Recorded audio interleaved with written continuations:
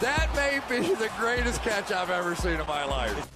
Prepare to watch me struggle, because this is easily the most difficult rookie mock draft simulator that I have done all offseason. If you haven't had the chance to watch one of these yet, what I've done is I've just pulled up a random mock draft that is up to date online from whatever major media outlet wanted to put it out for us. And we said, what if, just what if this actually happens? What if you have Christian Watson going over to the Kansas City Chiefs? What if you have Isaiah Spiller going to the Houston Texans? Where are we drafting these players all of a sudden in Dynasty rookie drafts? And we are going to go through a full Dynasty mock draft, at least round one. Hopefully we can get a little bit further than that, but I do want to talk about each player when they come up with these landing spots.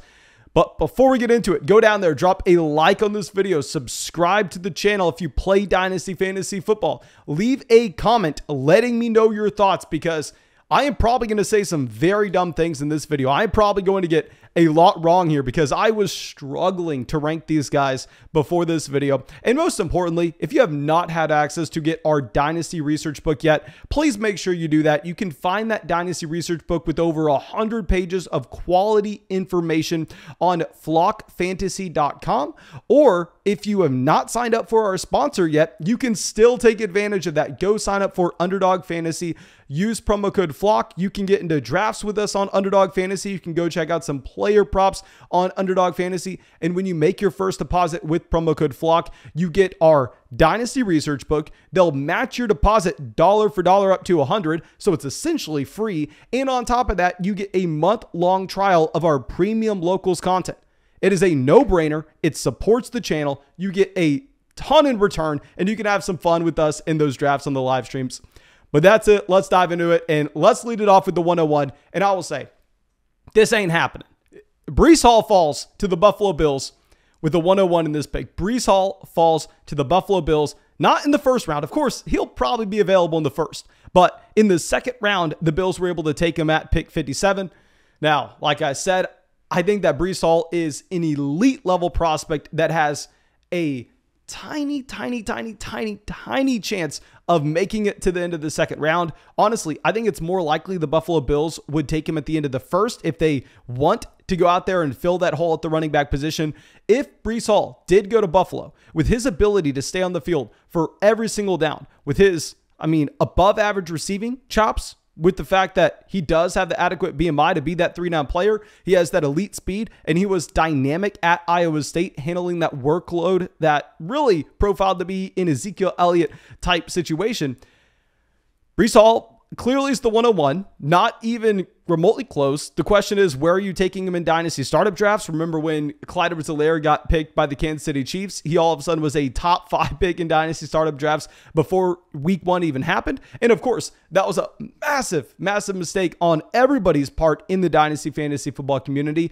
But the difference between Clyde Edwards-Helaire going to the Chiefs and Breece Hall going to the Buffalo Bills is Breece Hall is an elite level running back prospect where Clyde Edwards-Helaire simply wasn't. If I go out there and look at our running back model, Breece Hall clears Clyde Edwards-Helaire pretty much every single metric you're going to find. His BMI, 40-yard dash, really the only thing that Clyde Edwards-Helaire has that's great is going to be his target share at LSU, considering the offense that he was in, but that's not really here or there. What we need to focus in on is where Breece Hall would be going in startup drafts. Probably would be an automatic first round selection for me if this happened, based on the profile that he has. As I've said so many times before, the only running backs to score as highly as Breece Hall in our running back prospect model since 2014. You have Saquon Barkley, Todd Gurley, Joe Mixon, Zeke, Jonathan Taylor, Leonard Fournette. He's an elite level running back. Sign me up for some Breece Hall. Let's go to our next guy. Going to be Malik Willis. Malik Willis here goes to the Atlanta Falcons in the top 10. And this would be a natural fit, in my opinion. Obviously, they need a quarterback. And what's nice is if Malik Willis went to Atlanta, they could structure the offense about having that mobile quarterback and still not have to rush Malik Willis to start week 1. They would still be able to have Mariota in that same offense. And then once they feel Malik Willis is comfortable with the system, once they feel like it's time for Malik Willis to take over, then his rookie season, he would be a natural fit in there. You'd pretty much just take Marcus Mariota, make him way more athletic, and there you got Malik Willis. And here, this is a quarterback that we've discussed having the elite fantasy ceiling based on their rushing upside. He almost got to 100 rushing yards per game his junior season at Liberty. And as we've discussed, here in college, sacks count for negative rushing yards. So if we took that away, you most likely had Malik Willis with over 100 rushing yards a game as a junior. Clearly can't expect that to happen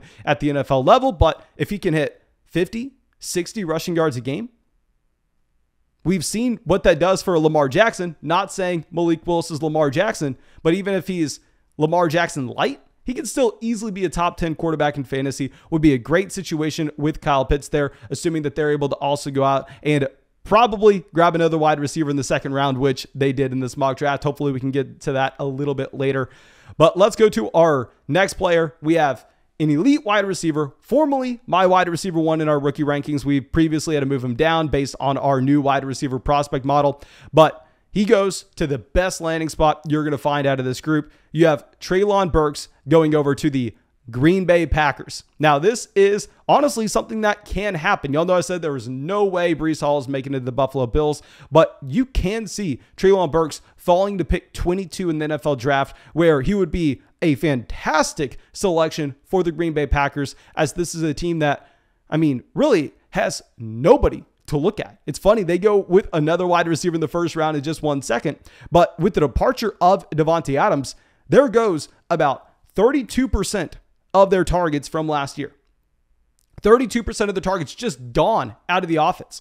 It's not like that can just be divided between Allen Lazard, Robert Tonyan. Marquez Valdes-Scantling is gone as well. Now, Treylon Burks wouldn't play the MVS role. We could assume Treylon Burks would be the alpha X wide receiver here. Not going to get up to that 30% team target share that you had from Davante Adams. But hell, with the efficiency from Aaron Rodgers, you don't need that from Treylon Burks. You would actually have Treylon Burks sliding in, and I'm assuming probably getting closer to about 20% of his team's targets. And he could still be a more than capable wide receiver from an NFL standpoint, as well as a fantasy standpoint in that scenario.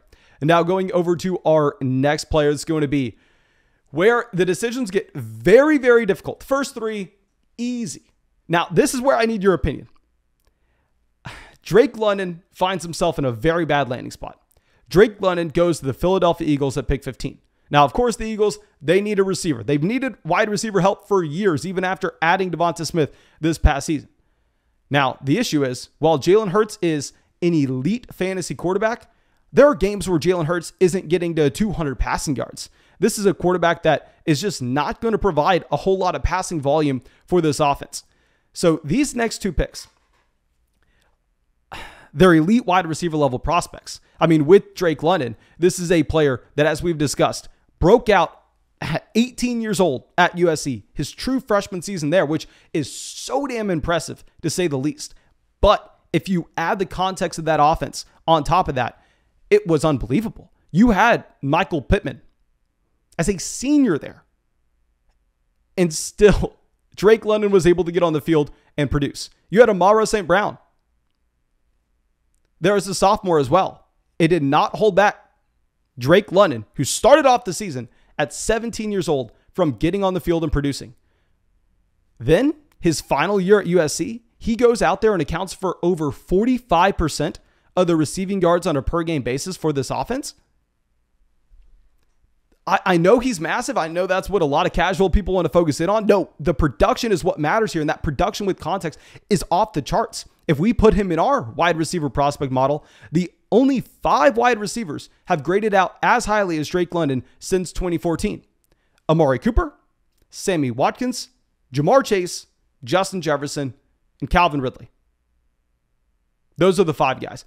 Drake London's an elite wide receiver prospect. I feel like if we were passing on him here at the 104, just because of horrible landing spot, even though a lot of these other players had much better landing spots, it'd be very similar to passing on A.J. Brown back in 2019 when he landed with the Tennessee Titans and they had Corey Davis and they didn't really have a great passing offense, and everybody, including myself, was too worried, pushed A.J. Brown too far down the board, and I'm not going to make that mistake again this upcoming season. And rolling right into that, we have another great wide receiver prospect going to Washington with pick 11 as the first receiver off the board. You have Garrett Wilson here. I'm taking him at the 105. Very similar to what you're saying with Drake London. Garrett Wilson is not the same level wide receiver prospect, wasn't even the wide receiver one on his own offense at any point at Ohio State. And I know a lot of people are going to ask, well, Mason, how is he graded out so highly in your model? It's because our model highly weights how many NFL quality wide receivers were on the roster your most dominant season. And with Garrett Wilson, you had 3 first-round selections on that team in 2020 when Garrett Wilson went out there and dominated targets at Ohio State. You had Jameson Williams, you had Chris Olave, both going in the first round, and on top of that, you have the best wide receiver in the 2023 class, destined to probably be as good of a prospect as someone like Jamar Chase coming out next year. And Garrett Wilson was able to dominate targets in that context.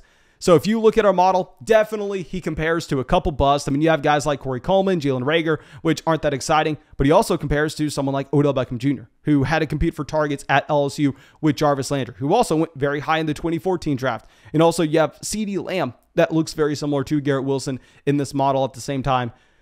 So very similar to what we were saying with Drake London. It's a horrible, horrible situation landing in Washington. I'm going to assume that by 2023, he would be the wide receiver one over Terry McLaurin, and hopefully they would find an answer at quarterback, even though that's been something people have been hoping for a very long time with Washington. And now let's go over to our next pick. And I know people are probably going to prefer this receiver over at least Garrett Wilson, probably over Drake London as well, given the landing spot.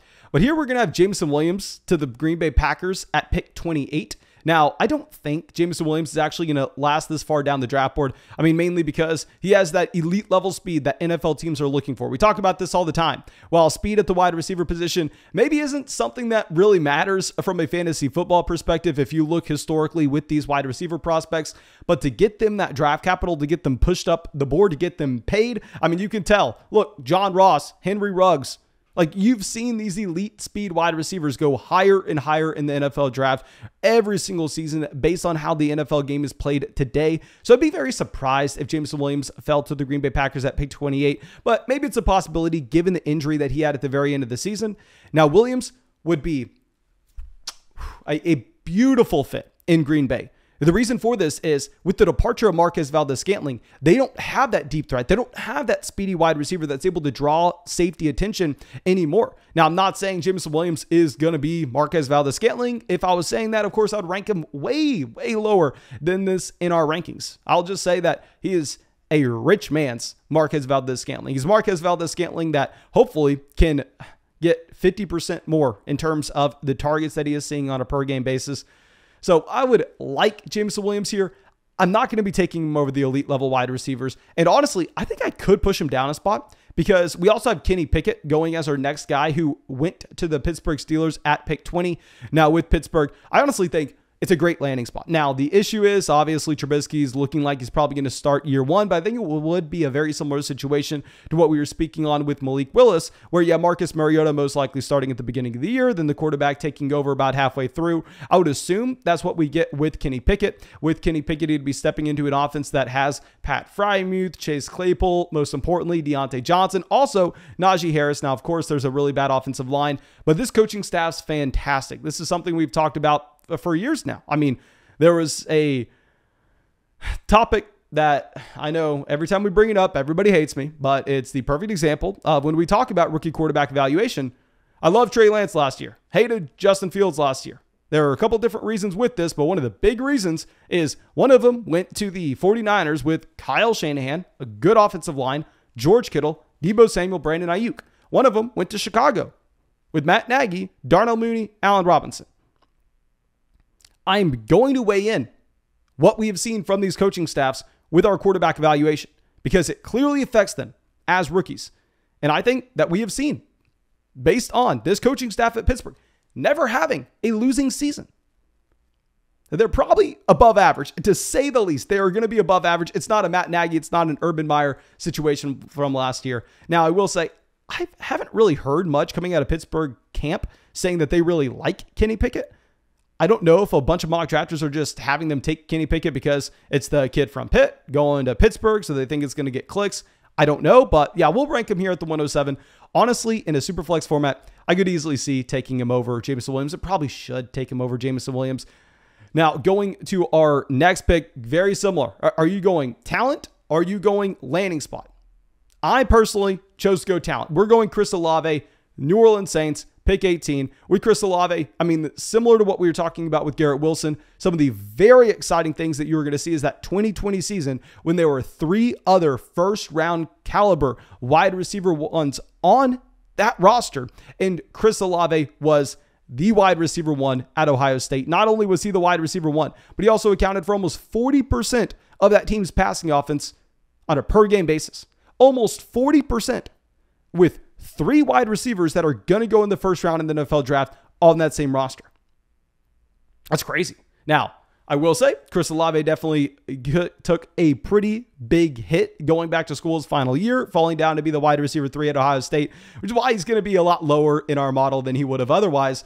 But going to the New Orleans Saints here, pick 18, it's not nearly as bad of a landing spot as I think a lot of people would make it out to be. Of course, we're really hoping that they let Jameis Winston go back to being that DGAF quarterback, that guy that's going to be a gunslinger and not try to game manage games. I don't understand why you're signing Jameis Winston if you're going to have him be a game manager. But of course, I'm not smart enough to be an NFL coach, so we'll leave that to them. But what we can see with Chris Olave is he would probably be the only deep threat on this offense where you have Michael Thomas operating a lot closer to the line of scrimmage. And if they were to let Jameis Winston sling it, y'all want to see our comparables to Chris Olave. There are a couple good names, a couple bad names. I'll give you a couple of the good names though. One of them, Chris Godwin. Another, Christian Kirk. I guess that's all right. And we also have Jerry Jeudy on that list, but hell, he turns into Chris Godwin. We got some Jameis Winston action in New Orleans. It'd be very exciting. Now, we already teased it, but at the 109, I think we're going to have to go with Christian Watson, who went to the Kansas City Chiefs, pick 30. I don't know what to say about this because obviously you have probably the best or the second best quarterback in the NFL in Kansas City.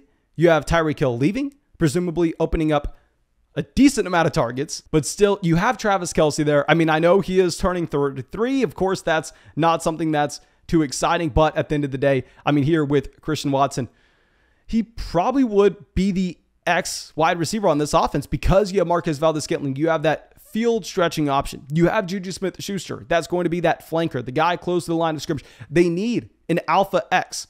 That's what Christian Watson would be. However, I don't really think the target share is going to be nearly as concentrated in Kansas City this upcoming season as we have seen previously.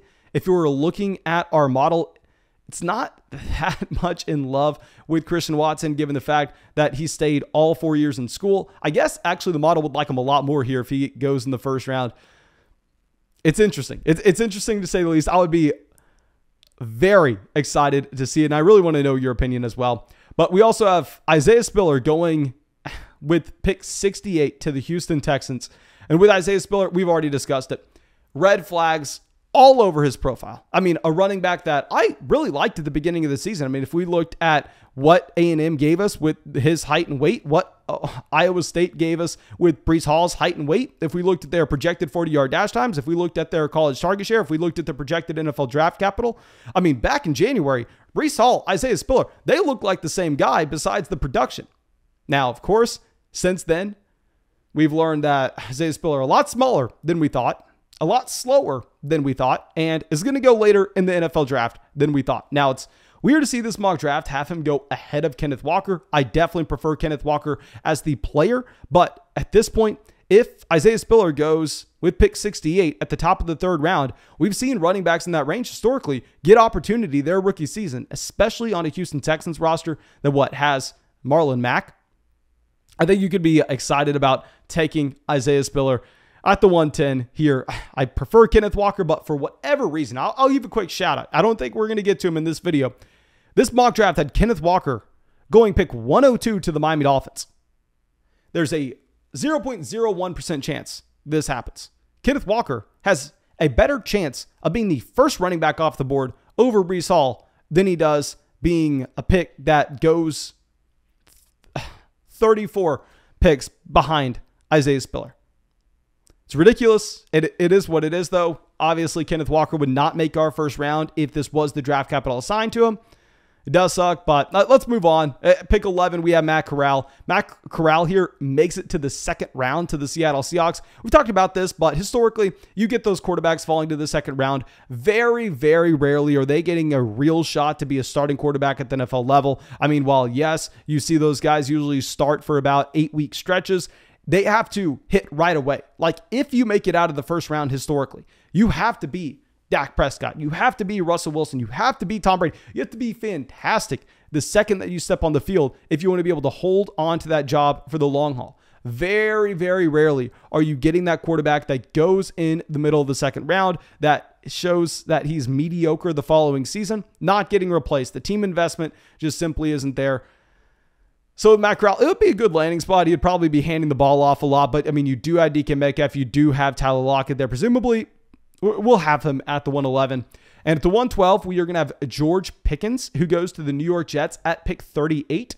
Now, with George Pickens, this would be a fantastic fit. Not the best quarterback play with Zach Wilson, but we can easily see the personnel when you have Elijah Moore to operate the slot. George Pickens is going to be a wide receiver that's playing on the outside in this draft class. I've talked about George Pickens a lot. Yes, he has an elite ceiling, broke out as a true freshman at Georgia. Now, the issue is we never really saw complete dominance. I mean, we never saw him get up to 40% of his team's overall passing offense like you had with Drake London. So we can't sit here and say, oh, if he didn't get injured, it would have happened. It would have happened. You have to be very, very confident in your evaluation process. If you were going to just assume that that happened when it never did, you have to really find somewhere in the middle. You have to look at how George Pickens graded out, how you think he could have done, and say, really, there's anything in the middle is a possibility. So George Pickens, it's a good fit. He's just a black box prospect. He has an elite ceiling, but he has a very low floor. Now, of course, thank you all so much for being a part of the flock. Sad to see we only got through 12 picks, but I have no idea what I'd be doing in this scenario. Please let me know, where are you drafting Christian Watson here? Are you still going Drake London? Are you still going Garrett Wilson with those picks, or do you think they should be falling a little bit further? But thank you again. Hope you have a great day. Go down there, drop a like on this video, subscribe to the channel, go check out our Dynasty research book on flockfantasy.com. And yeah, I'll see you with the video tomorrow.